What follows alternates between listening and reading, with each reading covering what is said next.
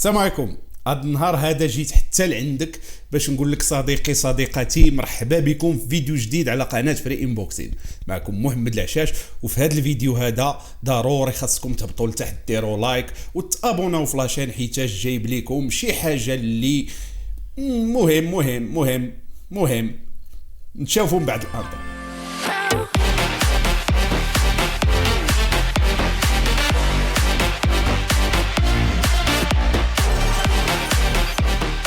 السلام عليكم ورحمه الله. اسمحوا لي، ماشي هذاك ماشي انا اللي شفتو قبيله، ماشي انايا، هذاك كيخرج مره من داك القنت، كيخرج مره. صباح الشباب بخير، مرحبا بكم في فيديو جديد على قناه فري انبوكسين مره اخرى. الا كنتي اول مره كتشاهد واحد من الفيديوهات ديالنا ما تنساش تهبط لتحت، تشترك في القناه وتفعل زر الجرس باش يوصلك كذلك جديد. بارطاجي الفيديو مع اصحابك وما تنساش تخلي لي واحد لايك وواحد التعليق حيت كنقرا التعاليق كاملين. نتمنى ان شاء الله تخلي لي التعليق ديالك، غادي نكون سعيد بزاف باش نجاوبك على التعليق ديالك. هذه واحد ال 15 يوم الشباب وصلني هذا الهاتف هذا اللي في اليد ديالي، وما بغيتش الشباب نزرب وندير واحد الفيديو اللي هو سريع ديال الانبوكسين، وهذا بغيت الشباب حتى نجرب مزيان هذا الهاتف هذا، نشوف واش فعلا هاتف اللي يستاهل باش نهضروا عليه ان شاء الله في القناه ولا لا. وصراحه ما نكذبش عليكم الشباب، الانطباع ديالي الاولي معاه فاش كان يلاه جاي في الطريق وداك الشيء قريت عليه، صراحه كيقولوا الا حقرتي العود يعميك، وفعلا حقرت العود ولكن عماني في التالي الشباب. فلهذا الشباب في هذا الفيديو هذا غادي نتعرفوا على هاتف اوميديجي F3 S. اللي مازال الشباب ما شاف الانبوكسين ديال الهاتف هذا، كندعوكم كاملين الشباب باش تدخلوا عندي الانستغرام ديال فري انبوكسين، غادي تلقاو الرابط ديالو لتحت، دخلوا كاملين تفرجوا في الانبوكسين. درتو بداك الستيل ديال اس ام ار المهم راكم تما يا شباب، غادي يعجبكم داك الكونسيبت.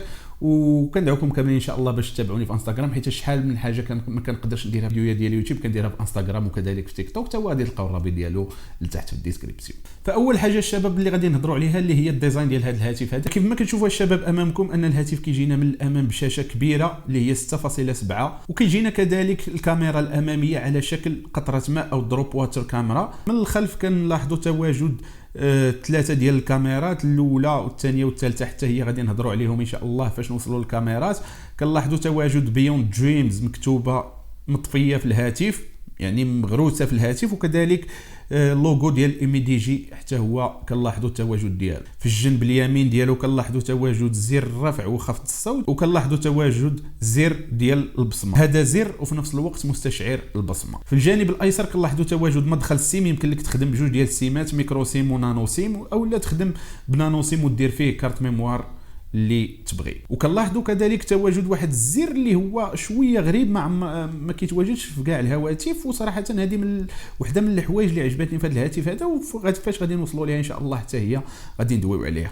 من الاسفل كنلاحظوا تواجد مدخل الشحن يو اس بي تايب سي، كنلاحظوا تواجد الباف ديال الهاتف، وكنلاحظوا كذلك تواجد ميكروفون المكالمات. من الاعلى كنلاحظوا تواجد مدخل جاك 3.5، وكذلك نلقاو الميكرو الثاني ديال عزل الضوضاء. الهاتف كيتوفر بخمسه الالوان، كاين هذا اللي عندي كيتسمى هاواي بلو، كاين واحد الازرق واحد اخر يمكن سميتو بلو نورمال، كاين الجولد، كاين الجري، وكاين كذلك الاسود. الهاتف فيه 185 غرام. هذا بالنسبه للديزاين. دابا غادي نتكلموا شويه على الشاشه. والشاشه كيف ما قلت لكم في الاول شاشه كبيره جدا من الحجم الكبير، 6.7 انش اي بي اس ال سي دي. للاسف كنت كنتمنى انها تكون فول اتش دي بلس على الاقل، ولكن هذه فقط اتش دي بلس. اسبيكت ريشيو ديالها 21 على 9، والدونسيتي ديالها كتوصل ل 269 بيكسل بير انش. ما غاديش تلقاو كاع الشباب مشاكل في المشاهده ديال المحتوى في هذا الهاتف هذا، مشاهده صراحه كانت جميله جدا، ماشي بيرفكت ماشي اتليست، ولكن الشباب مشاهده موين بالنسبه للثمن ديالو. هاتف من الفئه الاقتصاديه، الفئه الاقتصاديه دائما كيحاولوا انهم يمينيزيو ليك شي حوايج، وفي نفس الوقت كيحاولوا يعطيوك الا بغاو يعطيوك اقوى ما عندهم. دونك صراحه مشاهده المحتوى كما كتشوفوا امامكم جيده، ما غاديش نقول لكم جيده جدا، ما غاديش نقول لكم سيئه، جيده بالنسبه للمقارنات مقارنه مع الثمن ديالو. وحنا كنذكروا دابا المشاهده، فالصوت في هذا الميكرو هذا فقط مونو ماشي ستيريو، السماعه ديال الهاتف فقط مونو ماشي ستيريو. صراحه كذلك كنت كنتمنى ان الصوت كون كان ستيريو، كانت غادي تكون تجربه افضل في المشاهده وفي سماع الصوت. دابا الشباب غادي نهضروا شويه على المميزات ديال هذا الهاتف هذا. وهذا الهاتف هذا باش كيمتاز على المنافسين ديالو في السوق، السوق. اول حاجه هذا الهاتف هذا جانا بواحد المعالج، وهو السبب صراحه، السبب الرئيسي اللي خلاني نحقر هذا الهاتف هذا. كيجينا بمعالج يونيسوك تي 610. صراحه هذا المعالج هذا ما عندوش شعبيه كبيره، ما معروفش بزاف. كان جانا في المغرب في واحد يمكن واحد جوج ولا ثلاثه ديال الهواتف من شركات اخرى. هو اللي خلاني صراحه انني ناخذ عليه نظره سيئه. معالج انيسوك تي 610 معالج اوكتا كور، كيجينا بمعماريه ديال 12 نانومتر، كيجينا ب 128 جيجا في الذاكره ديال الهاتف، وكيجينا ب 6 جيجا في الرام ديال الذاكره العشوائيه. علاش هذا الهاتف هذا جاي ب 6 جيجا ديال الرام وفيه فقط يونيسوك تي 610؟ وقلت ما غاديش يكون واحد التناسق بين المعالج وبين الرام، ولكن صدق صراحه ما غاديش نقول لكم شي حاجه اللي بيرفكت، ولكن حاجه فوق القيمه ديالو. دابا حنايا كنتكلموا الشباب على القيمه مقابل السعر. عرفتوا الهاتف هذا شحال وصل في الانتوتو بنش مارك؟ 171,000. وهذا الرقم هذا الشباب ما ساهلش بالنسبه للهاتف من الفئه الاقتصاديه. ممكن كاينين شي هواتف اللي يقدروا يتعداوها لواحد 180 ولا 190,000، ولكن فاش كنقولوا هاتف من الفئه الاقتصاديه غادي يتعدى ل 150,000 جينيرالمون 150,000. راه كنهضروا كيعطيك واحد الحاجه وكينقص لك حوايج اخرين. اما غادي يعطيك معالج شويه مزيان غينقص لك الرام، واما غادي يعطيك معالج والرام مزيانين وغينقص لك الاكرون، بزاف ديال الحوايج. البطاريه فيه 5150 ملي امبير، اللي صراحه خلاتني ننسى شي حاجه سميتها لا شارج. فاش وصلنا الشباب تقريبا دوز معايا يومين ما كاملاش صراحه، نهار والنهار الثاني حتى الليل سلختو. ما كاين غير جرب، ما كاين غير لعب.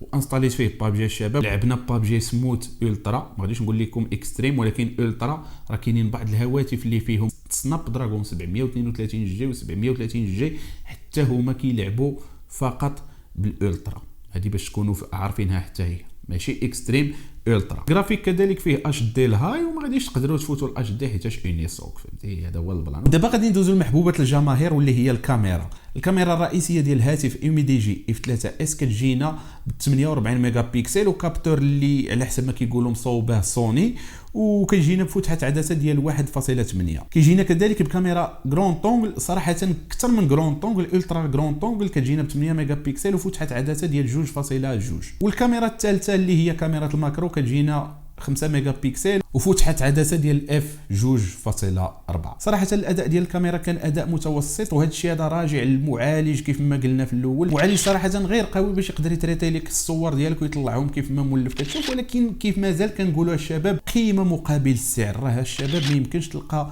هاتف بهذا الثمن هذا وغيعطيك هذا الشيء هذا اللي غادي تشوفوا في لي ريزولطا ديال التصاور. وبالنسبه للثمن غادي نهضروا عليه حتى هو، ولكن حتى للتالي كالعاده الاداء ديال الكاميرا كان متوسط حتى جيد في حالات الاضاءه العاديه يعني بالنهار، بينما الليل كيف ما شفتوا القضيه شويه ما كايناش مزيره، فهمتي؟ وهذا الشيء هذا كيف ما قلت لكم الشباب خاص يكون شويه الاضاءه باش تعاونوه، كذلك حتى المعالج باش يقدر يقرا صور مزيانين، يقدر يتريتي لك شويه ديال الصور. الان غادي ندوزو نتكلموا على الفيديو. للاسف فيديو فيه فقط فول اتش دي 30 ايماج بار سكوند، ما فيه 60. حتى هذه كنت كنتمناها انها تكون على الاقل فيه 60 ايماج، ولكن فقط 30 ايماج. 720 كذلك 30 ايماج، وفيه واحد الحاجه اللي هي 480 حتى هما ردوا لنا نصوروا ب 480 بي. الناس اللي باغيين ما يعمر لهمش التليفونات دغيا كيصوروا ب 480 بي. فما فيه سلو موشن الشباب، ما تقدرش باي حاله من الاحوال دير سلو موشن، واخا دير شي ابليكاسيون، واخا دير يعني اي حاجه ثيرد بارتي ما تقدرش انك تصور سلو موشن. ما فيش اوبتيكال ستابيلايزر، فيه فقط ستابيليزاتور نيميريك. بالنسبه للكاميرا ديال السيلفي يا شباب كتوصل الدقه ديالها ل 16 ميجا بيكسل وفتحه عدسه ديال 2.2. صراحه الاداء ديالها كان متوسط كذلك، ما غاديش نقول لكم جيد، كان الاداء ديالها متوسط. كتعطي شويه ديال لي ديتاي الا كنتي عاطيها الضوء، ما كنتيش عاطيها الضوء ما كاينش كاع لي ديتاي، كاين غير الحجر. بالنسبه للنيتورك الشباب وبالنسبه للكونيكتيفيتي، فالهاتف كيجي فقط ب 4 جي، ما كيدعمش 5 جي. كيجينا كذلك بلوتوث 5.0 ماشي 5.1 ولا 5.2، حتى هذه هي خصكم تعرفوها. وكذلك كيقرا الواي فاي 5 جي، حيتاش بزاف ديال الهواتف الشباب من الفئه الاقتصاديه ما كيقدروش انهم يتكونيكطاو بالواي فاي 5 جي. وهذا الشيء راكم غادي تكونوا عارفينه الشباب. الا كانت عندك تكون جالس في القهوه مع شي واحد كيقول لك علاش صاحبك مثلا علاش ما كيقراش لي انا تليفوني الواي فاي 5 جي، فكتقول له مثلا راه تليفونك ما فيهش بروسيسور اللي كيقدر يقرا الواي الوي في 5 جي اولا 5 جينيراسيون. واحد الحاجه واحده اخرى فيه حتى هي وافتقدناها بزاف من الهواتف وبسيرتو من لي سمارت فون اللي هي الراديو. فهاد الهاتف الشباب فيه الراديو، هو فيه اف ام راديو، ما دايرش فيه دابا كارت سيم، فداك الشيء علاش ما غاديش يشد لنا الراديو. والله الا فيه الراديو. بالنسبه لسرعه الشحن الشباب ما كيدعمش الشحن السريع، فقط 10 واط هو الماكسيموم اللي كيقدر يستحمل. في الكرتونه كيجيك الشارجور، كيجيك الكابل، وكذلك كتجيك هاد شنو سميت هاد البوشيطه ديال التليفون اللي حتى هي مع الوقت غادي تبدا كتوسخ لك وغادي خصك تشوف البديل باش تبدلها. بالنسبه للبوطونه اللي كاينه في الجانب الايسر اللي قلت لكم غادي ندويو عليها، صراحه ما شفناهاش كاع في بزاف د الهواتف. فهاد البوطونه هذه الشباب بوطونه كاستمايزد، يمكن لك تكاستميها كيف ما بغيتي. مثلا تقدر ديرها بركه وحده تسجل الصوت، مثلا 2 بركات تشعل الفلاش، وإلا بقيتي بركه مطوله تقدر دير اي حاجه. المهم انا عطيتكم غير امثله، تقدر انك كيف ما كتشوف امامك تقدر دير اللي بغيتي، تفتح ابليكاسيون ودير اي حاجه بغيتيها بهذا البوطون هذا الكاستمايزر. وصراحه هذه حاجه زوينه اللي ما كايناش بزاف ديال الهواتف. الان وصلنا للثمن وغادي ندويو على الثمن ديال هذا الهاتف هذا. فكيف ما قلت لكم هذا الهاتف غير متوفر في المغرب، ولكن الا بغيتي تشريه فغادي تقدر تحصل عليه ب 1600 درهم مغربيه، 160 دولار 161 دولار على شي حاجه بحال هكا. كيلعب هو ما بين 160 162 دولار، يقدر يهبط يقدر يطلع على حسب السيلر. غادي تلقاو الرابط ديال الشركه في الصندوق الوصف، يمكن لكم تدخلوا كذلك تشوفوا الهواتف الاخرى ديالهم. وعلى فكره كاين واحد الجيف واي اللي دايرينه لهذا الهاتف هذا، غادي نخلي لكم الرابط كذلك لتحت، اللي بغى يقدر اللي بغى يدخل يقدر يشارك يقدر يربح، الله اعلم. خلاصه الشباب، صراحه كيف ما قلت لكم الاخوان حقرت هذا الهاتف هذا قبل ما يوصلني. بروسيسور ما معروفش بزاف، 12 نانومتر، 6 جيجا في الرام، واحد الحاجه اللي هي غير متكامله. ولكن صراحه مع لاكوش ديال MediaTek مع اندرويد 11، هذا الهاتف هذا كيجي فقط باندرويد 11 ماشي اندرويد 12، كيجي فقط باندرويد 11 مع لاكوش ديال MediaTek. فكانت واحد التجربه صراحه تجربه فريده من نوعها. كنت كنظن انه ما غاديش يدير هذا الشيء هذا كامل. انتم شفتوا التيست ديال بابجي، شفتوا التصاور ديالو، شفتوا بزاف د الحوايج. تصاور صراحه ما كاينش، هو غير كافي جدا للصور بالليل. ولكن كيف ما كنقولوا هذا الهاتف هذا غادي يهني بزاف الناس باش ياخذوا على الاقل صور تذكاريه ليهم، او صور تذكاريه مثلا في الليل. ماشي شي حاجه اللي هي كاليتي طالعه، ولكن جينيرالمون كقيمه مقابل سعر فهذا الهاتف هذا كيبقى من بين احسن لي شوا اللي تقدر تختارهم. غير كيف ما قلت لكم الشباب، فهذا الهاتف هذا غير متوفر للاسف في المغرب، غادي خصك تشريه من على برا. فهذا هو الكونترانت الوحيد اللي كاين بالنسبه لهذا الهاتف هذا. وانا متاكد ان هذا الهاتف هذا كون كان في المغرب فكانوا غادي ياخذوه بزاف ديال الناس، حيتاش كيف ما قلت لكم هاتف كيعطيك كل شيء. يمكن لك تلعب به بحال تليفونات ديال 3000 درهم، بحال تليفونات ديال 2800 2500 درهم. كتقدر انك تريتي الصور على راحتك، ما كيكونش داك اللاغ بين ما تشوف الافون لابخي. كاين بزاف ديال الحوايج صراحه اللي عجبوني في هذا الهاتف هذا. وبالعربيه هذا الهاتف هذا يقدر يهني بزاف ديال الاباء من الولاد ديالهم. بحالاش كيجي ولد كيبقى يبرز داك با انا بغيت التليفون باش نلعب، بغيت التليفون باش نقرا، بغيت التليفون كبير. كتضطر انك تشري له تليفون كبير وكيكون تليفون غالي، اولا كتشري له شي تليفون اللي دغيا كيطلع له في راسو، كيقول لك با هذا دغيا كيسخن، هذا با دغيا ما كيلعب ليش مزيان مثلا. فهذا الهاتف هذا واخا انا ما كنصحش صراحه الاباء، انا ما كنصحش الاباء يديروا الخطر لاولادهم في هذا الشيء هذا بحال هكا. ولكن على العموم الا جيتي دير الخطر دير الخطر بخطره واحده، ما تبقاش كل مره تمشي وتشري تليفون وتبدلهم بعد 6 شهور ولا عام. فغادي تشري تليفون مره واحده تبدلو، واخا كيف ما قلت لكم الشباب او لا الاخوان او لا الاباء والامهات. انا ما كنصحش الاباء والامهات يديروا الخطر هذا كيتسمى الخطر فوق القياس. واخا انا ما شغليش فهمتي، دخلت لكم في الامور العائليه ديالكم ما شغليش، ولكن المهم الخطر بزاف ما صالحش الشباب.